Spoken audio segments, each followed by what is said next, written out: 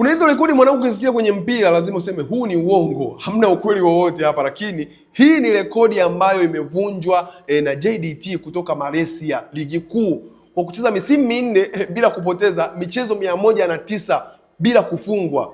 Bro, hawa jamani hatari, wamevunja rekodi mpaka ya ASEC Mimosas ambaye alicheza kuanzia mwaka 1989 mpaka 94 bila kupoteza mchezo. Sasa hii ni timu ambayo kwa macho ya haraka, kwa masikio ukiwa unaisikia, unaona hawa jamani wazembe. Hawa jamaa siku ya tarehe 9 ya mwezi wa 8 walilazimisha draw na Chelsea bao 3-3, ambapo Delap alifunga bao 2 kwa mikojo ya penalty.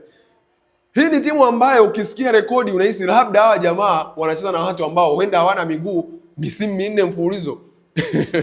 Kuanzia mwaka 2021 wewe mtu hujafungwa, wewe ni timu gani? Kwa hiyo wanangu, jaribu kufikiria hili swala, sio swala la mchezo. Ndio maana nakwambia kuna rekodi ukizisikia unahisi hawa jamaa kuna jambo analifanya ambalo sio la kawaida.